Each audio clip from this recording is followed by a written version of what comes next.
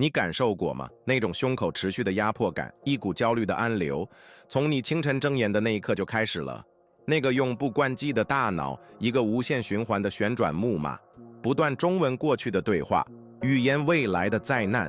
你的平静是一天中第一个牺牲品，被手机上的一条通知，一封语气紧急的邮件，一则注入恐惧的新闻，或一句激起你怒火的网络评论所窃取。你成了自己信息流的认知，一个情绪先被算法和陌生人牵引的木偶。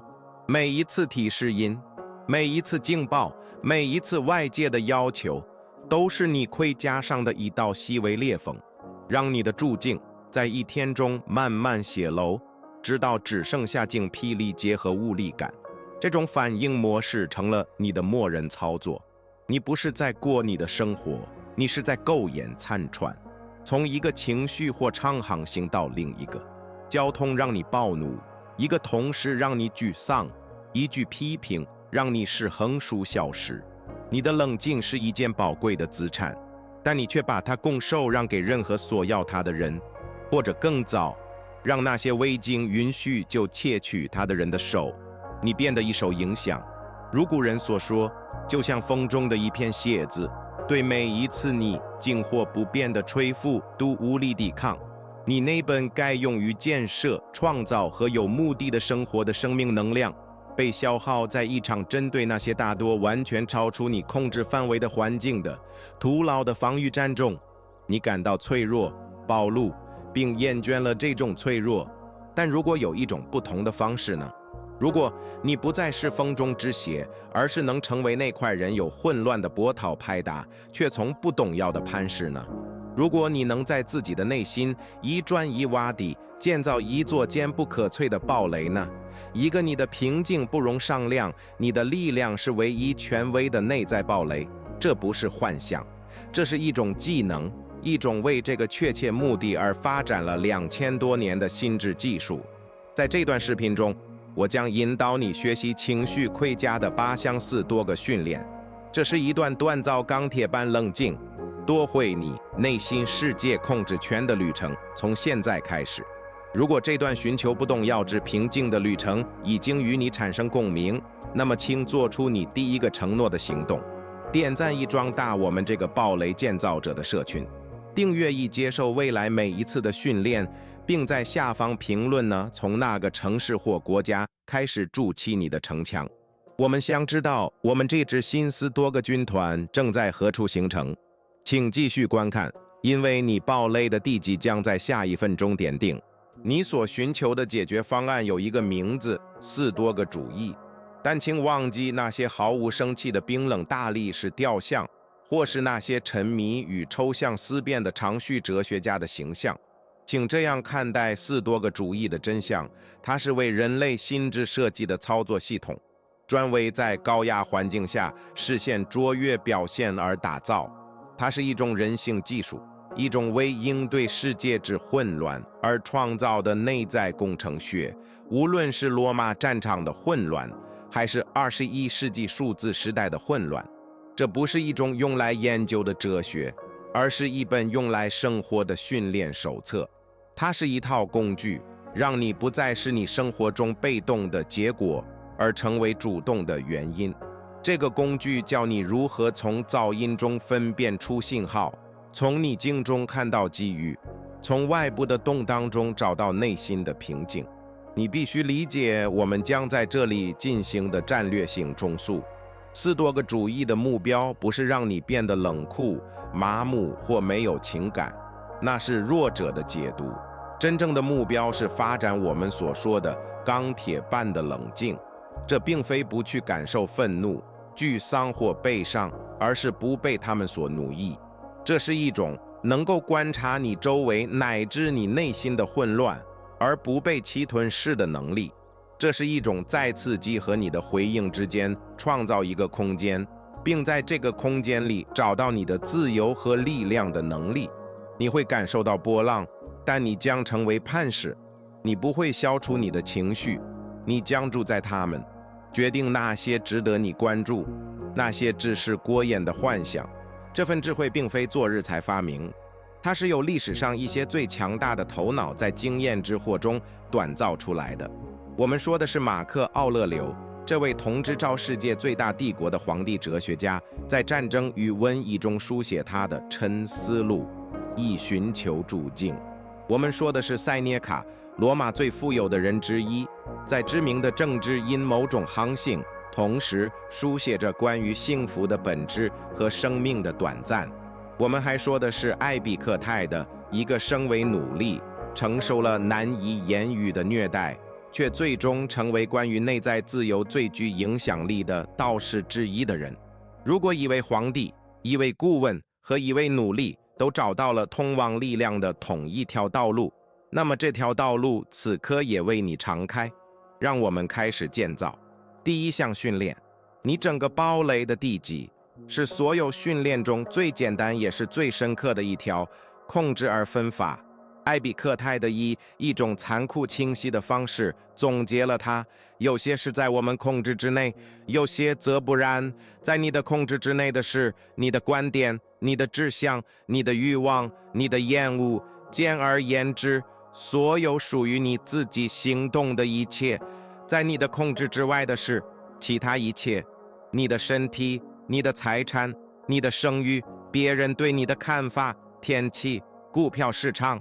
你的任务，你唯一真正的工作，就是在这两个领域之间画一条清晰而无情的界限，并将你所有的精力只专注于前者。这里的内在冲突是巨大的，因为我们的大脑从出生起就被训练去做恰恰相反的事情。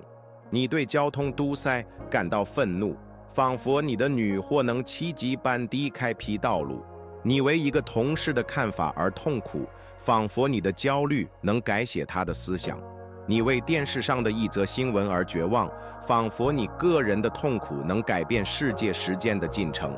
这是人类心智标准的疯狂模式，试图统治一个不属于你的王国。每一秒钟花在担忧、愤怒或是土操纵你控制之外事物的上的时间，都是被窃取的生命，是浪费在一场注定失败的战斗中的一滴生命能量。这场持续的斗争源于一个危险的幻觉，相信我们的痛苦是一种参与形式。我们将焦虑与关心混为一谈，将担忧与责任等同。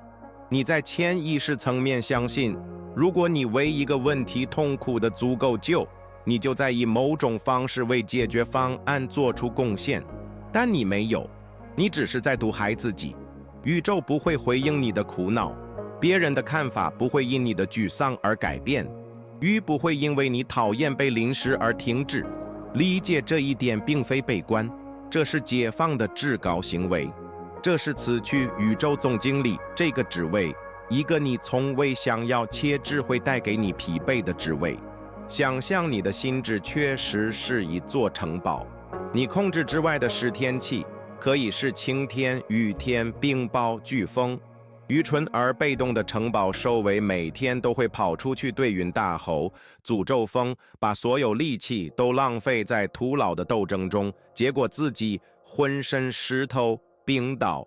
而智慧的守卫，斯多各式的守卫，认识到他无法控制天气，他专注于加固城墙，检查布给，维持城门内的秩序。他从一个安全和力量的位置观察风暴，直到它终将过去，就像所有风暴一样。做那个智慧的守卫，把自己想象成一个弓箭手。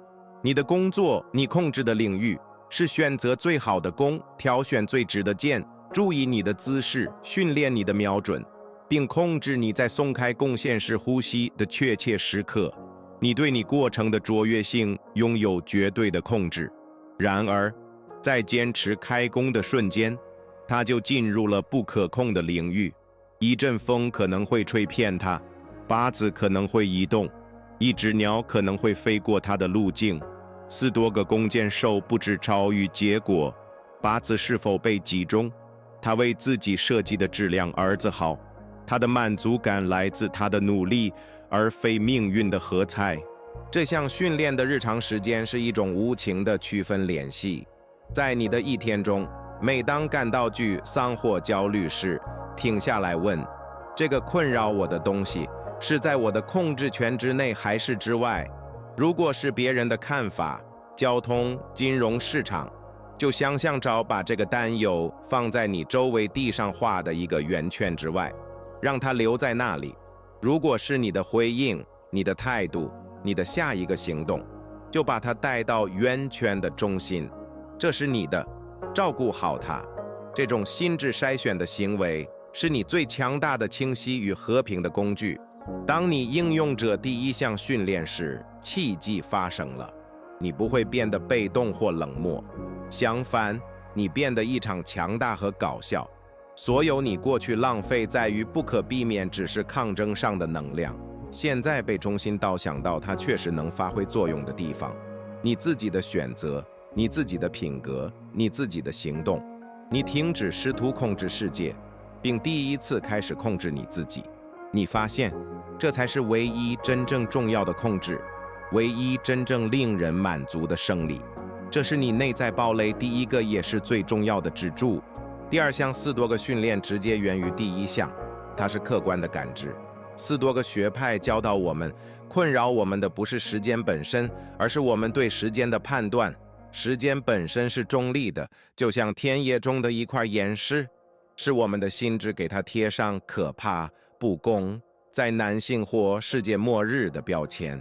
正是这个标签，这层主观判断，造成了我们所有的痛苦。鱼不是披得，它只是从天而降的水。被解雇不是一场灾难，它是一个结束一张病魄，是另一张开始的时间。这里的训练是如实的看待事物，赤裸落地。冲突在于，我们的心智是一台创造故事的机器，它不能简单的观察一个事实，它需要立即用戏剧、受害者情节或恐惧的叙述将其包裹起来。有人不回你的电话，你的心智不会说那个人很忙，他会尖叫他们不理我，我做错了什么，他们不再喜欢我了。你在工作中犯了一个错误，你的心智不会说发生了一个需要纠正的错误，它会低语你是个失败者，你会被发现的，你不够好。这种夸大其词的倾向将小障碍变成了巨大的怪物。客观的感知就是解雇你脑中那个剧作家的行为。为了练习这一点，4多个学派使用一种驳斥时间的技术。想象你正在为一份科学报告描述情况，使用最中立、最字面的语言。不要说我老板在所有人面前羞辱了我，而要说会议期间我老板提高了音量，并指出了我报告中的一个错误。第一句话充满了判断、羞辱和情绪，第二句话是对客观查事实的描述。通过一出喜剧性的负载，你就移除了时间对你的控制力，你如实地看待它，一系列情况，而非对你存在的个人侮辱。马克·奥勒留是这方面的大师，在他的沉思录中，他提醒自己，一道精致的菜要只是1条鱼的4式，一杯昂贵的葡萄酒只是发酵的葡萄汁。他这样做不是为了分食激素，而是为了打破欲望和厌恶施加在食物上的魔咒。他在训练自己不带文化和习惯的路径去看待世界。同样，你可以看着那个侮辱你的人，看到的不是一个怪物，而是一个困惑的人，出于他自己的痛苦或物质而行事。这并不能为他们的行为开脱，但它能让你从你判断的毒海中解脱出来。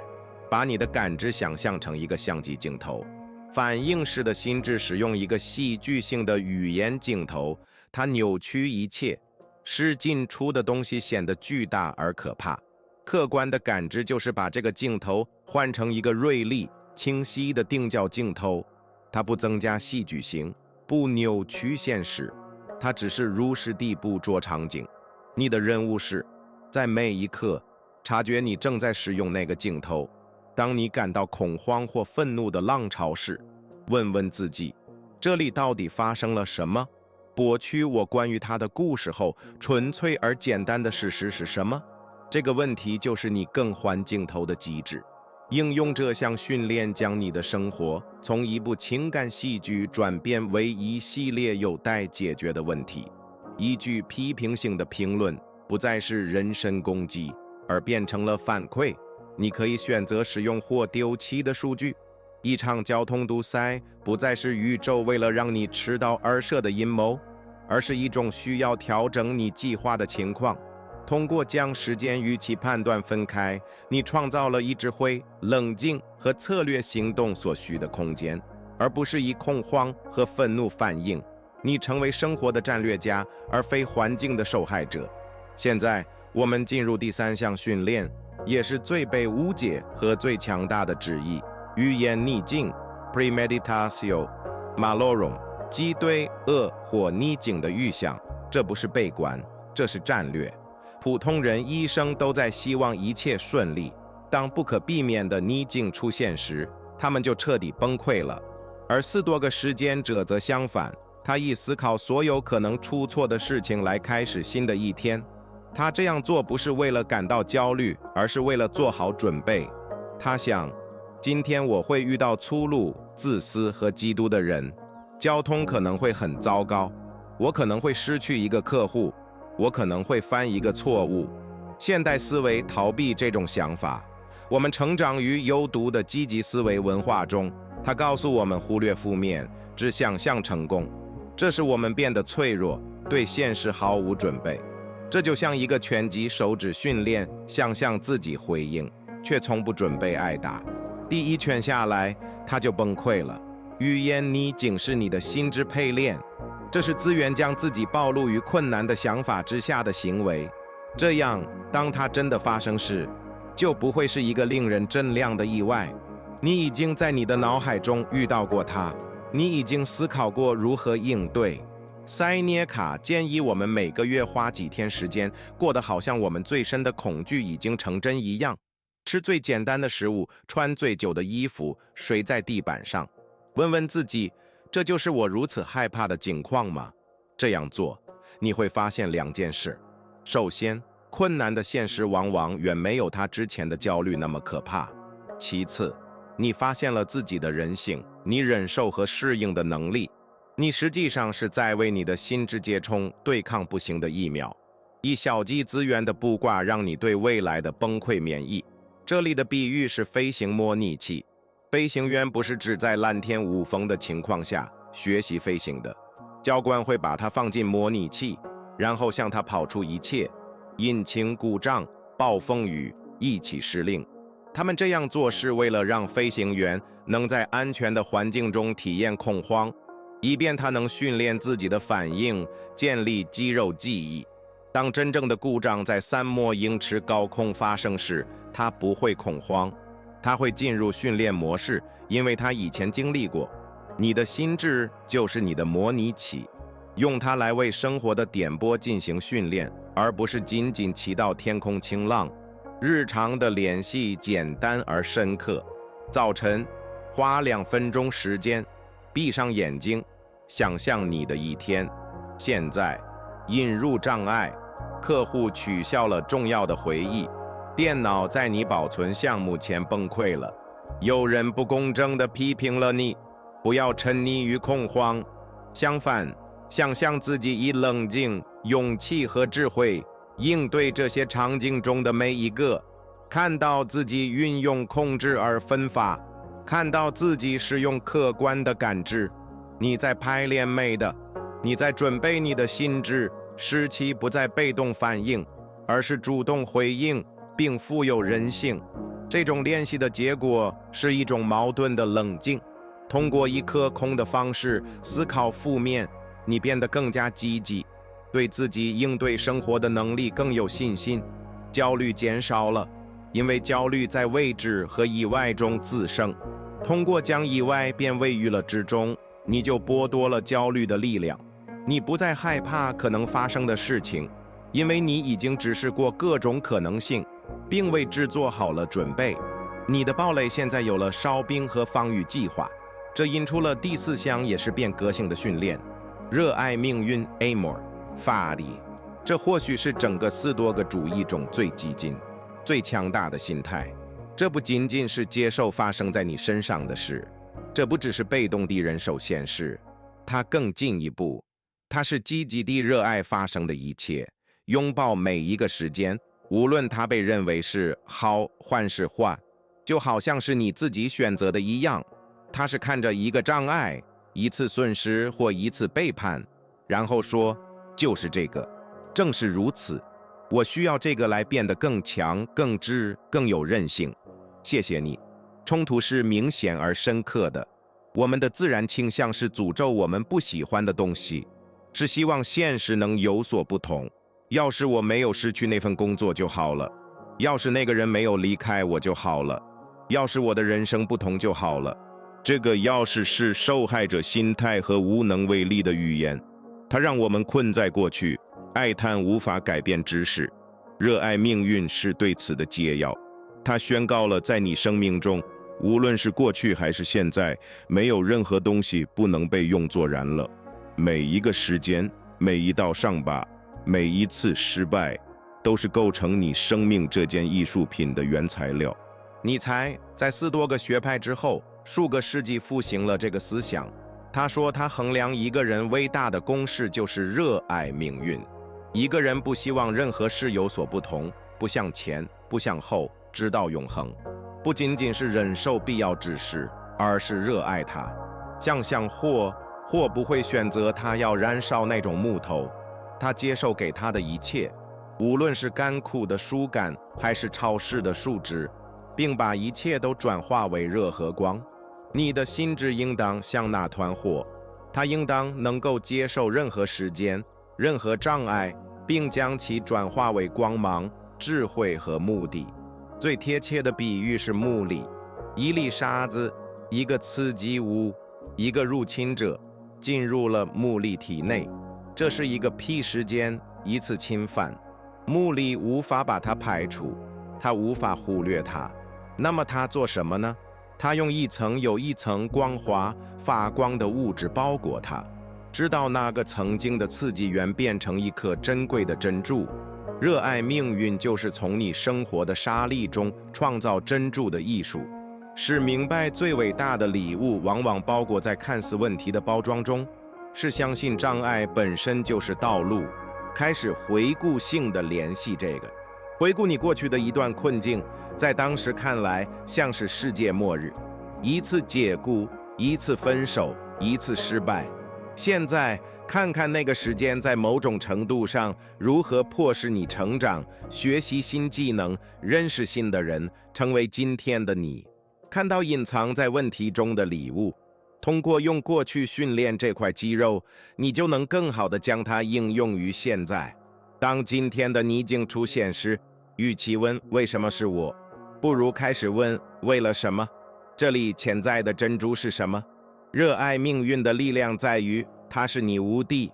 如果你真诚地相信发生的一切都在为你服务，那么什么能击倒呢？一句批评成了练习耐心的机会，一次财务损失成了一趟关于什么才真正有价值的课，一场疾病成了一位教导你时间宝贵的老师。你停止与生活抗争，开始与它共舞。你与宇宙的流动结盟，不是作为一个被动的仆人，而是一个积极热情的伙伴。你的堡垒不再只是防御，它正在把投向它的石块转变为自己的记事。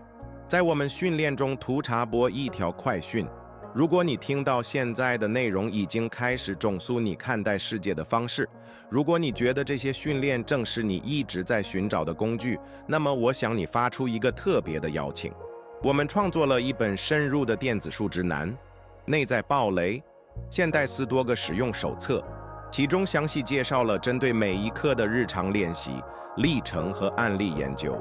对于那些真正认真对待自己转变的人来说，这是下一步。连接在描述中，不要把它看作一次购买，而是对你内心平静的一次投资。现在，让我们回到训练中，进一步加固你的城墙。第5项训练或许是最轻性，同时也是最能激发火力的。记述死亡 Memento Mori， 记述你是犯人。在我们的现代文化中，我们不惜一切代价逃避这个想法。我们把它藏在医院里，用委婉的说法掩盖它，把死亡当作一种失败或错误，而不是生命中唯一绝对的确定性。而斯多葛学派则相反，他们将这个提醒置于思想的最前沿，不是为了变得病态或沮丧，而是为了恰恰相反的目的，为了以更大的紧迫感、目的感和欣赏去生活。冲突在于我们对永恒的渴望和我们拖延的倾向。我们的行为就像我们拥有世界上所有的时间。我周一开始去健身房，我总有一天会向那个人道歉。我退休后会写那本书。我们推迟生活，困于琐事，无意义的争吵，担忧别人的看法，就好像我们有无限的明天储备。死亡的提醒是这种幻觉的解药，它像一个强大的过滤器，瞬间将本质与琐碎分开。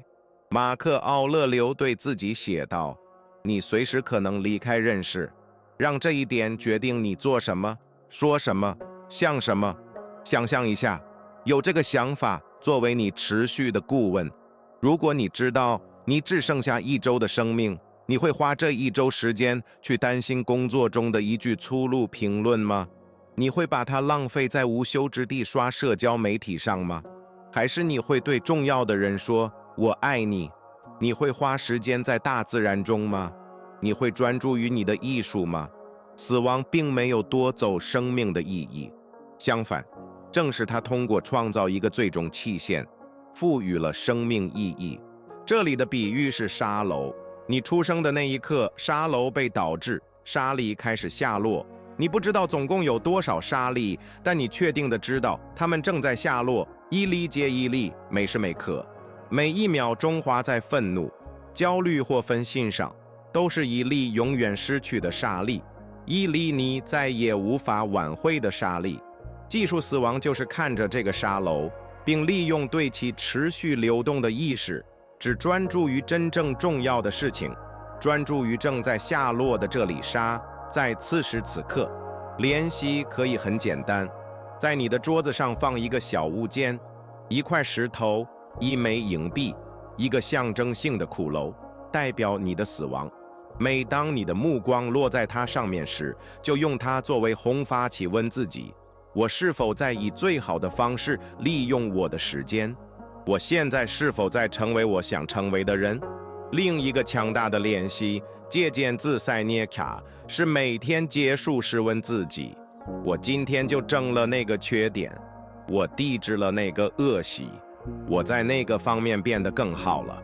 这是把每一天都当作一个微缩的生命来对待，有始有终有终，并力求过好它。这项训练的力量是彻底的清晰。记住，死亡能烧掉琐碎的迷雾，它迫使你确定你的优先事项，它给你勇气去忽略不重要的事，给你紧迫感去拥抱重要的事，它让你从对他人看法的恐惧中解脱出来，因为在永恒面前，别人的不赞同又算得了什么？它让你对微笑的快乐更加感恩，因为你知道它们是短暂的。通过技术死亡，你不会变得更阴郁，你变得异常地更有活力。你的暴力类现在不仅是防御性的，它有一个明确的目的，一个每天都要完成的使命。这引导我们进入第6项训练：美德是唯一的善。在现代世界，我们被教导在外部事物中寻求幸福、财富、地位、快乐、认可。我们追求这些东西，相信一旦得到它们，我们就会幸福。斯多葛学派认为这是一个陷阱，所有这些东西都是外在的、脆弱的，并且正如我们在第1项训练中看到的，并不完全在我们的控制之下。你的财富可能会失去，你的声誉可能会被玷污，快乐是短暂的。将你的幸福建立于此，就是把你的房子建在沙滩上。斯多葛学派提出了一个基金的替代方案，唯一具有真正价值，唯一真正的山萨克萨是美的。什么是美的？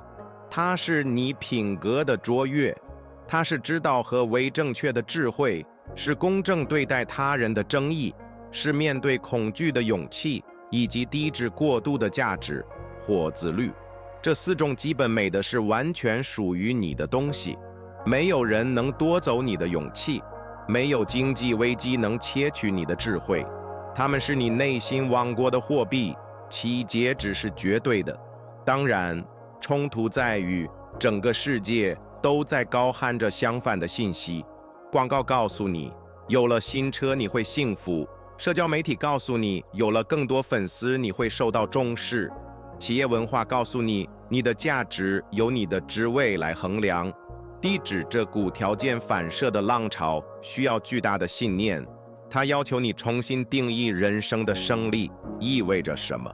胜利不是拥有更多，而是成为更多，是在一天结束时知道自己行为正直，即使这让你付出了金钱的代价；是知道自己勇敢，即使你感到了恐惧。想象你的生活中有2个积分派，一个是外部积分派，衡量你的金钱、地位、点赞数，这个积分派剧烈波动，受运气、他人和市场力量的影响；另一个是内部积分派，衡量你相对于美德的行动，你诚实吗？你自律吗？你公正吗？你勇敢吗？这第2个积分派也把是在你的控制之下，4多个时间者做出有意识的决定，只专注于内部积分派。幸福和自尊成为在这个积分派上获得高分的副产品，而不是在外部积分派上绝望的追求。这项训练的时间是意图的不断调整，在做出重要决定之前，不仅要问我能从中得到什么，还要问自己，这里谁要才是符合美德的行动？勇气要求我做什么？正义要求什么？只会建议什么？这样做，你将你的行动从单纯的交易提升为你品格的表达。你的工作不再只是赚钱的方式，而成为时间卓越和政治的竞技场。你的人际关系不再是关于你能得到什么，而成为关于你如何能做到公正和充满爱。专注于美德的力量时，自给自足。你的自尊变得不可动摇，因为它不再依赖于外部的验证，你成为自己认可的来源。朱静的一绽放，因为你停止追逐那些随时可能被夺走的东西，并开始培养那些永远属于你的宝藏。你发现，真正的财富不是拥有很多，而是需求很少。你的内在堡垒现在不仅是一个避难所，更是一座神殿，一个品格的卓越是最高形式崇拜的地方。第7项训练邀请我们退后一步，采纳宇宙视角 The View from Above。 这是马克·奥勒留经常用来获得洞察力的一个观象练习。他想象自己越升越高，俯瞰他的城市，然后是他的国家，然后是整个大陆，再到漂浮在太空中的地球，最后是宇宙的浩瀚和时间的无垠。从哪里？从高处，他审视自己的问题，他的担忧和焦虑。从哪里看，他们显得正是他们本来的样子，微笑、无足轻重和短暂。我们的自然倾向恰恰相反，我们用显微镜对准自己的生活，每一个小问题都被放大到填满我们整个视野。工作中的一次争吵成为宇宙中最重要的事件，一笔意外的账单看起来像是10世纪的灾难。我们被困在自己微笑的叙事中，忘记了我们是无限宏大的一部分。这种缺乏视角是压力和痛苦的持续来源。我们在一杯水中溺水，因为我们相信那杯水就是海洋。宇宙视角是这种存在主义近视的解药。通过在心智上拉开锯齿，你打破了自我的魔咒。你看到那些看似压倒性的担忧，在一个巨大的地图上只是一个小点。你看到那些如此消耗你的争吵和冲突，就像蚂蚁在一片巨大的森林里为了一点面包歇尔大家。这不是为了否定你的感受，而是为了将它们置于应有的背景中，是为了提醒你，生命、宇宙和历史都比你当前的问题要宏大得多。把自己想象成自己经验的纸图时，通常你在绘制你街道的地图，细节多到人行道上的一个小坑都像一个火山口。宇宙视角是登上卫星，看整个世界的地图。